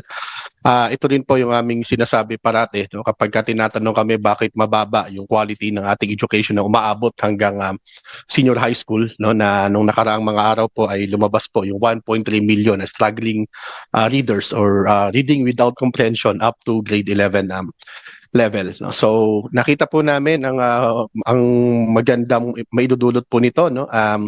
This bill of course recognizes that learning outcomes are affected by health, nutrition, attendance and family support, hindi lang po ng mga teacher. Even yung kahirapan ng ating mga mag-aaral ay kinikilala po nito. May protection po doon sa instructional time, may additional support for early grade learning, teacher specialization and professional development, of course, no, the PRC is here, and dedicated K-3 budget allocation, yung 10% po, no, na iaalat po dito ay tinatanong ko nga po yung ating DepEd officials kung how much would be the cost if ever, no, ng 10% na basic education spending, no, going to the K-3 budget po, no. Gayunman, syempre gusto po naming makita rin po dito, no, na baka madagdagan yung trabaho ng mga teacher, no, kasi may mga ilan po dito na very subjective, no. Yung SEL, no, somewhat subjective po yan, at kung ibibigay po natin ito sa mga teacher natin halimbawa na hindi naman trained, no, doon po sa science nung child psychology, no, or other pa, no, na mga importante, no, dito po na skills, no, para dito ay baka hindi rin po siya magawa ng mabuti at yung mga teacher din ay mag-suffer. But nevertheless po, no, we go for this bill and we hope that this bill will be, no, provided, no, with the necessary funding support para po ito ay masiguro. Naniniwala po kami na ang pinaka-importante at dapat bigyan ng focus ng ating gobyerno ay yung kinder to grade 3. Dapat wala ng grade 3 o wala nang papasok ng grade 4, aangat na grade 4 na hindi talaga nakakabasa. No, dahil yun po yung nagiging problema natin. Pag pumasok ng grade 4 at hindi pa rin nakakabasa, no, wala na pong pag-asa halos po ito, no. Of course, that's very harsh, no. Pero pag umabot po siya ng high school na hindi nakakabasa, ano pong inaasahan po natin? So, doon po pumapasok ngayon yung tinatawag natin parate, no, yung kinikriticize po sa amin sa Department of Education, no. Of course, I am a teacher in the DepEd, no. Yung kinikriticize sa amin na mas promotion, no, kasi pumapasa yung mga bata, no, at umaakyat sa next grade level kahit wala yung necessary reading skills, no. So tingin namin ang mga components po na dapat gawin po dito ay babaan talaga yung class size ng kinder to grade 3. Kung maaari po, mga 20 lang, no, hanggang grade 3 para yung teacher ay nabibigyan niya ng focus, no, and ng individual po, no, na attention yung kada isang bata, no. At yung pinakamahuhusay ng mga teacher, we have this in DepEd po, no. Meron tayong tinatawag na reading teachers, of course, no. Yun ay description, no, hindi siya elite group, no. Pero kada eskwelahan po natin meron tayong mga reading teachers, na yung mga teacher po na napakahusay magturo na doon sa mga bata na makapagpabasa. But of course, kailangan po again ng individual focus po, no, ng ating mga teachers at mga bata po, Madam Chair. That's all for now. 2 of the 4. Oo. Well, number 2 po, no, doon po sa Una po, yung tungkol sa pagdadagdag ng mga SDOs. Yes, ma'am. Opo. Kami po naniniwala na kailangan din po natin yan ano po sa DepEd system kasi ang laki po talaga no, may mga ilan po dito, no, talagang pag ito po ay natupad, no, yung governance ay magiging mas malapit, no, doon sa ating mga komunidad, no. Of course, we recognize that there are divisions po na overburdened, no, yung ating mga divisions, no. This will improve, no, responsiveness and technical support, no, to our teachers and schools, no. And it will help, no, address the inequities in division staffing and service delivery. Binanggit po kanina, isang buong division po ng Palawan, halimbawa, kung iisa lang po ang ating engineer po diyan ay sobra po, no, laki yan geographically, no. There are distinct, no, provinces, no, na iisa lang ang division, ano. Quezon Province, no, Cebu, Isabela, Palawan, Cagayan, Leyte, these are geographically talagang napakalalaki po nito, no. Pero at least maliban doon sa mga city po nila, no, like Quezon, we have Tayabas and Lucena, no. Pero gayunpaman, from General Nakar, no, up down to Tagkawayan, iisa lang po na division po yan, no. Same po sa Palawan, yung Batarasa, yung Brooks Point, yung Cuyo, no. Iba pang mga munisipalidad po, even island municipalities, isa lang din ang division dyan. Meron po tayong mga talagang sobrang lalaking population, Bulacan, Batangas, Rizal, Iloilo, no, of course Pampanga, no. And there are provinces, ma'am, with the existing two divisions like Pangasinan, nabanggit na po kanina, no. Pangasinan has two divisions, Pangasinan 1 and Pangasinan 2 plus I think 4 cities in Pangasinan, no, na meron din pong division. Surigao del Norte, no, yun pong Siargao, no, is a separate division, no po. And there are cities na wala po tayong mga division, Palayan, no, 13 Martires and Tagaytay, no. So yun po yung aming kinikilala, no, dito po sa panukalang batas po na ito. Tapos hindi kasi empowered yung ating Department of Education, nakatali yung kamay ng DepEd kahit gustong-gusto na niya siguro, no. Narinig ko naman, no, kaya ED Carol and of course kaya Yusek Cabral, no, na may ganun din naman po, no, na kagustuhan yung ating mga o yung ating DepEd officials, no. Gusto lamang po naming matiyak syempre, madam, no, na kung sakasakali, no, Madam Chair, na ito ay may isa sa batas, no, kailangan din po natin ng mandatory na consultation with teachers organizations doon sa ground, no, sa level, no. And of course, explicit protection against displacement and diminution of rights and benefits, no, na lagi naman dapat na kinikilala, no. And lastly po, clear funding guarantees, no, to ensure that new divisions result in better services, not merely larger bureaucracy, no. So kailangan po natin. Thank you, Madam Chair. Very much, Mr. Benjo Basas. Online, we have Rina Lopez. I believe that Rina will comment on the K-3 bill. Good morning. Good morning, Madam Chair, and to the rest of the committee. Yeah. Yes, I thank ED Carol and Jenny and Mr. Basas for supporting the K-3 Foundational Learning and Nurturing Care Bill. No?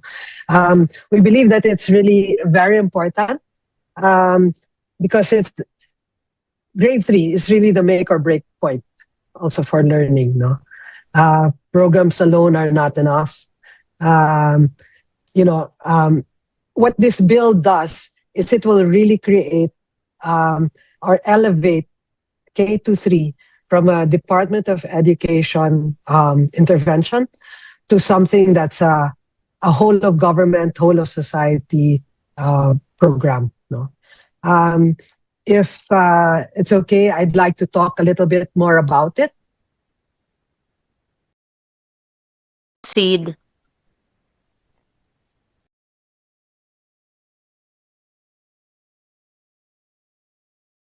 So ED Carol talked about the gaps, no, that we cannot ignore. Too many Filipino learners complete grade 3 unable to read with comprehension. 87% of grade 11 students are classified as non-independent readers, and many other issues. No? Now, the ECCD Systems Act RA 12199, which was passed last May 2025, supports children from birth to age 4. The K-12 system picks up from kindergarten onward, but the critical bridge, no, kinder to grade 3 lacks a dedicated, integrated framework, securing foundational academic, social, emotional, and values-based competencies. EDCOM 2 has said that this is really where we need to focus on, no? The foundational learning. We believe that K-3 is everyone's responsibility. Learning outcomes in the early grades are shaped by far more than classroom instruction. Nutrition, health, early screening, attendance, child protection, and responsive caregiving all determine whether a child is ready and able to learn. That's why K-3 foundational learning is a whole of government, whole of society priority.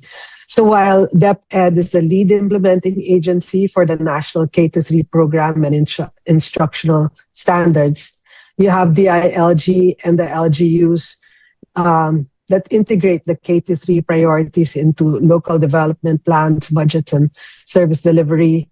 You have DOH and DSWD that will align health, nutrition, and social protection services and support early learning conditions, and the ECCD Council to ensure developmental continuity and alignment across the 0 to 4 to K to 3 pathways. No?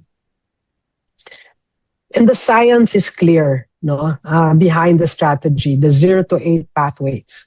Developmental science supports an integrated 0 to 8 pathway where children's gains are strongest when early health, nutrition, responsive caregiving, and early learning are aligned with K to 3 instruction. No? So you see the birth to 4, ECCD, really kindergarten, grades 1 to 3, and grade 4. A balanced strategy combines preventive, high quality K to 3 instruction that reduces the need for remediation with targeted remedial support for learners beyond K to 3 who still need help.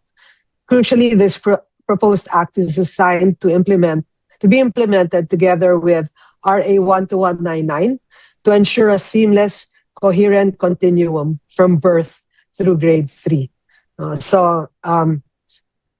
you mentioned earlier, Madam Chair, that remediation is important, but if we can lessen the need for remediation and do preventive, high quality K to 3 instruction, then that would be much more efficient and effective. No? Social emotional learning and values, it's not optional, but it's essential. So while we have the early learning, early language, literacy, and numeracy, we need to bring in and make sure that social emotional learning and values are there as well. Responsibility, respect, cooperation, empathy, the bayanihan spirit, all of this need to be embedded in while I know they're embedded in the curriculum, it needs to be embedded in the teaching. No? So social emotional learning builds the very capacities that make academic learning possible. Children who can focus, manage their emotions, cooperate, persevere, and resolve conflict are better equipped for every academic task they face. SEL becomes impactful when embedded in simple, observable classroom practices and checkpoints that coaches, school heads, and teachers can use consistently. No? So what this act would do would be to establish a national K to 3 program under DepEd with protected instructional time for foundational learning in every K to 3 classroom nationwide, and strong standards for language, literacy, numeracy, SEL, and values.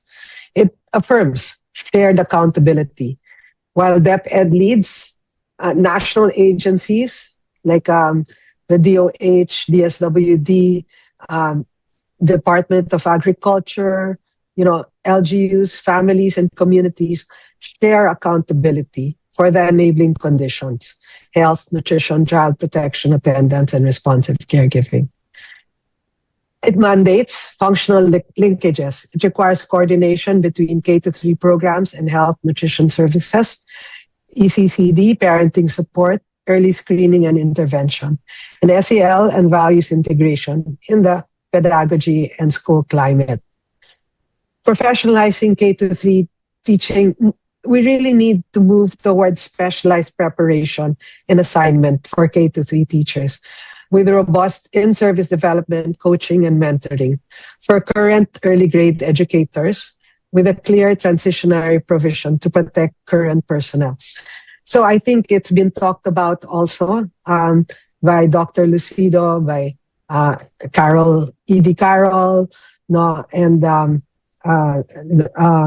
Mr. Basas and Jenny, no, that we really need to look at how this can happen.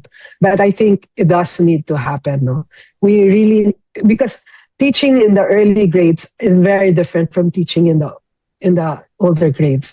And so if we're able to have that, that the psychology and the preparation and the training and the education to do that, I believe our teachers will be much more prepared to teach our children, and our children will be much more prepared to go on to later grades. Rina, thank you for your presentation. Could you kindly submit the soft copy of all of this?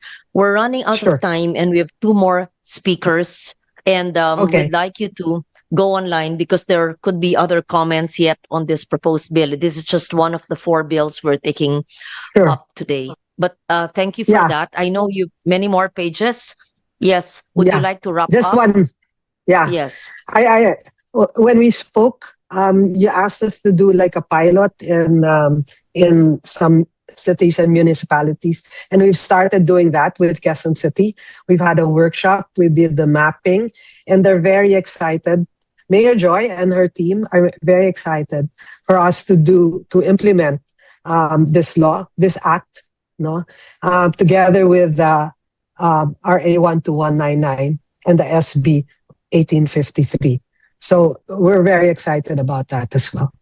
Thank you. We'd like to hear about the implementation of this model community. Even if it's not yet enacted into law, we can already pilot it so that we have proof of concept on the importance and the positive output, hopefully, in this LGUs. Yes. Perhaps not just Quezon City, there could be other areas that we referred to you. Yeah. Yes. Yeah, we're working on that as well. This can inform the law as well, no? So thank you. So, are you already starting, or you've just touched base with Quezon City? Yes. We did a 3-day workshop with them, with the different agencies of Quezon City already. And so we're going to start already the implementation on that. Perhaps you could invite DepEd in this so that they can also witness for themselves how it's going. We'll stop at that, and we will hear from the Philippine Business for Education. And who's the other one? Thank you. Thank you. NDOH. Who's representing? Yusek Gloria Balboa. Thank you, Rina Lopez. Mr. Kamua, please. Philippine Business for Education. Salamat po, Madam Chair, Mednya Aga.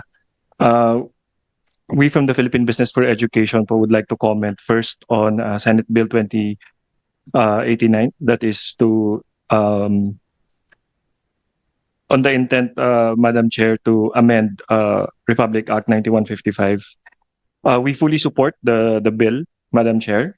We believe that right-sizing the SDOs is a necessary structural step towards a more responsive system. However, we'd like to highlight that structural reorganization alone is not the cure. Creating new offices is not an act of deconcentration. It's an act of deconcentration rather than true decentralization, which is espoused in the law. For us, our comment would be for the bill to succeed, the change in the structure and the creation of new SDOs must be matched with a change in function of the SDOs themselves, shifting from a compliance monitoring unit to a more technical support hub. So we will submit a full copy of our position paper, Madam Chair, but in the interest of time, let me just enumerate our recommendations for strengthening the bill so that it translates to better learning outcomes. So number one, PBED proposes that the current provisions focus on staffing patterns. Yung current provisions po kasi ng bill, it just focuses on staffing patterns and manpower counts. We recommend that the law mandates minimum competency standards. So let's say, for example, when we right size an SDO, it should come, let's say, with staffing for, let's say, certified engineering capacity for infrastructure monitoring, or financial specialists to make sure that it supports the budgets of the schools.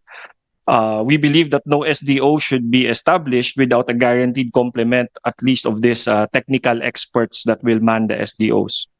Second, there needs to be a public registry of the rationalization criteria. So, Yusek Cabral talked about this earlier, but to ensure that the creation of the new SDOs is driven by service delivery, the criteria used for the reorganization should be made public. It ensures that let's say, for example, the division of, let's say, a province or a city to a new SDO is really focused on the workload rather, let's say, than, especially at the local level, patronage by politicians. Third would be to mandate a pivot towards technical support for SDOs. So it should explicitly state that the purpose of the SDO rationalization is to shift the function from compliance monitoring to technical assistance for school improvement. Fourth, the shift to outcome-based periodic reviews. So the bill, it mandates for 5 years 5-year periodic review. And so it should be towards service delivery impact assessment instead of just asking of if the SDO is fully staffed. It should be focused on metrics such as the creation of a new SDO led to faster fund disbursement to the schools. Did the creation of a new SDO resulted to reduction in vacancies for school leadership or principals and improve learning outcomes as a whole? And lastly, Madam Chair, our recommendation is to pair the structural change with fiscal autonomy. So structural changes are hollow without financial authority. So we recommend that pairing this SDO rationalization with a roadmap to increase the numbers of schools designated as implementing units para merong authority or, let's say, autonomy to manage their own funds, among others. So giving them direct access to funds needed to execute their school level implementation plans. So on Senate Bill 2089, as what I've said, Madam Chair, we fully support this with, but these are our 5 recommendations. We hope that the committee can consider po. And another po, Madam Chair, very quickly, is our recommendations on Senate Bill 2101, particularly on the establishment of the National Coordinating Council for Education. We also support this. It particularly institutionalized the EWDG as what was discussed by ED Carol already. We like to emphasize that putting this into legislation, it protects the reforms that are put forward from the next change in administration. As currently drafted, the bill coordinates only within the government. So what we are asking for are 3 asks that will make the difference between a coordination body and a governance breakthrough. So our first ask is to enshrine private sector participation in the bill itself. So right now, the industry academe, in the current version of the bill, the industry and the academe is only invited at the council's discretion to sit in technical working groups. So we ask that the bill should amend Section 4 at least to designate a permanent non-voting advisory seat for organized industry and academe sector in the council itself. So we have existing bodies for this, Madam Chair. For example, there is the Industry Academe Council or the IAs, already led by the P Corp. Perhaps we can tap to those bodies and councils as well. Private sector engagement, if I may emphasize, should be enshrined in the bill, not just encouraged. So there should be an established mechanism so private sector can participate and be part of the council. Our second ask is to build on the existing Discipline and Sector Skills Councils, or the DSSCs, which I believe is the most developed industry government interface that we have, at least in TVET and in workforce development. The current version of the bill does not mention the DSSCs. So we wanted to make sure that there's interface of the council with the discipline and sector skills councils. Our last ask, Madam Chair, is to include in the secretariat and also put in a local government unit dimension.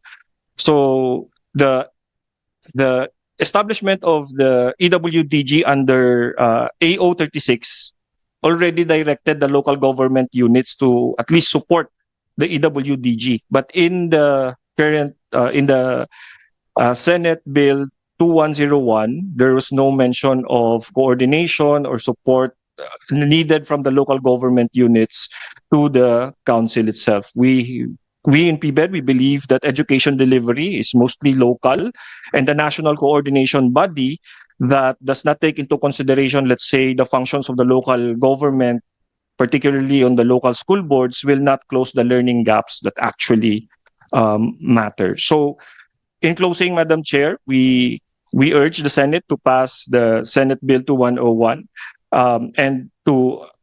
and perhaps to take into consideration our recommendations as outlined in our position papers that we will submit as well later. Thank you, Madam Chair. Thank you, Mr. Hannibal Kamua. May we hear from the Department of Health? You will be the last speaker for today, after which we will create technical working groups for the 4 measures. I believe that the USEC Gloria Balboa will comment on which... Thank you, Madam Chair, and magandang araw po sa ating lahat. I will be sharing with you our position and our manifestation on 2 bills, the Senate Bill 1853 and 2101. Please proceed. Yes po. Thank you for this opportunity. We'd like to inform everybody that the Department of Health fully supports the intent of the 2 bills, K-3, Foundational Learning and Nurturing Care. Gayon din po yung pagtatag ng National Coordinating Council for Education bilang mahalagang hakbang upang higit pang mapatibay ang ugnayan ng edukasyon at kalusugan sa paghubog ng ating mga kabataan. Kinikilala ng DOH na ang kakayahan ng isang bata na matuto at maabot ang kanyang buong potensyal ay nakasalalay hindi lamang sa kalidad ng edukasyon, kundi pati na rin sa kanyang kalusugan, nutrisyon at pangkalahatang developmental environment na sumusuporta sa kanyang paglaki. Ang mga batang malusog, sapat ang nutrisyon at ligtas sa kapaligiran ay mas may kakayahang matuto at mas regular na makapapasok sa paaralan. Dahil dito, lubos na sinusuportahan ng kagawaran ang pagpapatibay ng foundational learning sa pamamagitan ng whole-of-government approach, alinsunod sa mga layunin ng Universal Healthcare Act, Early Childhood Care and Development System, pagpapatibay ng EDCOM 2 at iba pang mga pambansang polisiya para sa kapakanan ng bawat batang Pilipino. Higit pa rito, kinikilala ng DOH ang kahalagahan ng mas matibay na koordinasyon sa pagitan ng mga ahensya ng pamahalaan at ng mas epektibong data sharing mechanisms. Importante po to. Upang mas maunawahan ang pangangailangan ng mga mag-aaral at makapaghatid ng mas angkop at mapapanahong mga serbisyo. Ang epektibong ugnayan ng mga institusyon, pangkalusugan, pang-edukasyon at social welfare services ay nakatutulong sa pagpapabuti sa serbisyo publiko, pagbabawas ng fragmentation at pagsusulong ng evidence-informed policymaking para sa kapakanan ng kabataan. Mahalaga rin para sa DOH na matiyak ang harmonization ng mga panukalang nagtatatag ng National Coordinating Council for Education sa mga umiiral na batas at sa iba pang kasalukuyang legislative efforts kabilang ang mga amendments sa implementasyon ng school-based feeding program sa ilalim ng Republic Act number 11037, ang ECCD Systems Act o Republic Act number 12199, at ang pagtatag ng National Nutrition Council sa ilalim ng Presidential Decree number 491 upang maiwasan ang patuloy na fragmentation.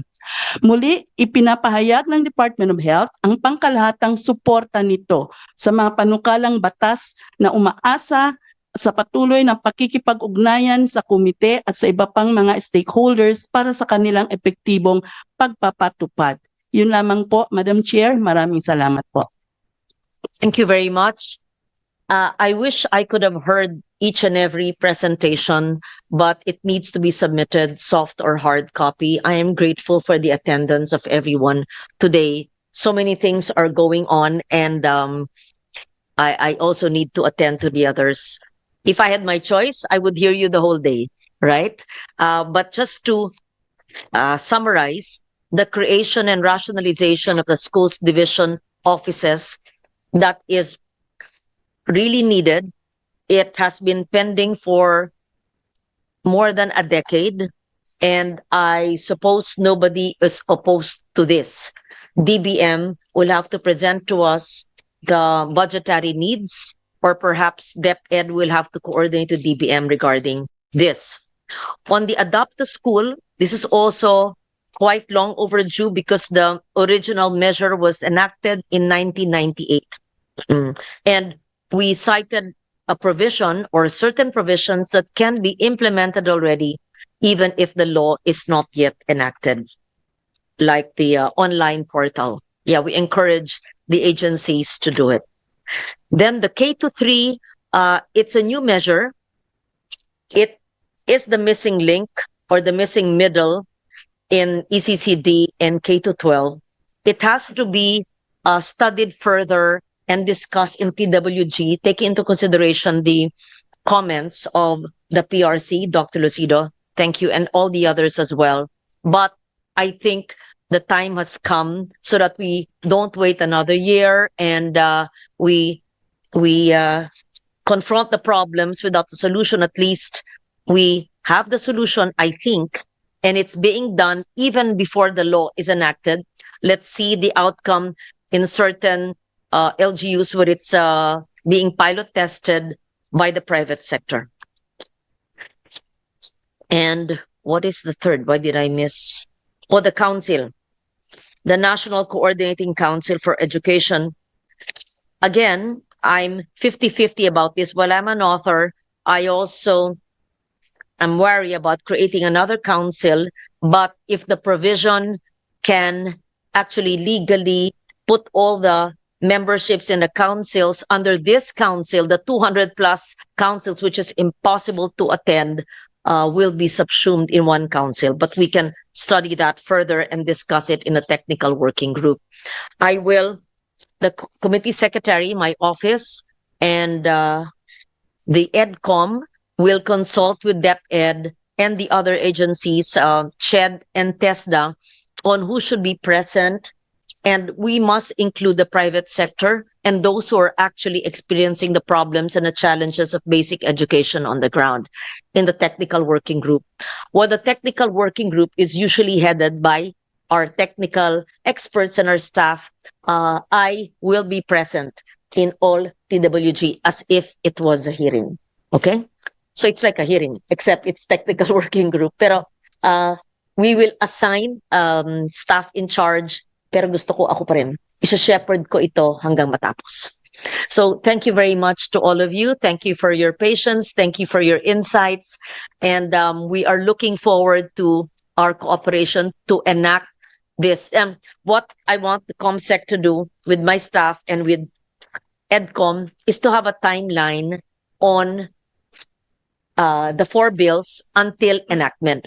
So the status of the House, third reading, may nag-author, sino, palawakin ng mga mag-author dito rin, and then timeline considering term break na pag-resume natin July na, there will be impeachment, and there will be budget by September. But I would like to be able to finish all if not a priority of the four before the end of the year. Thank you very much. Magandang umaga po.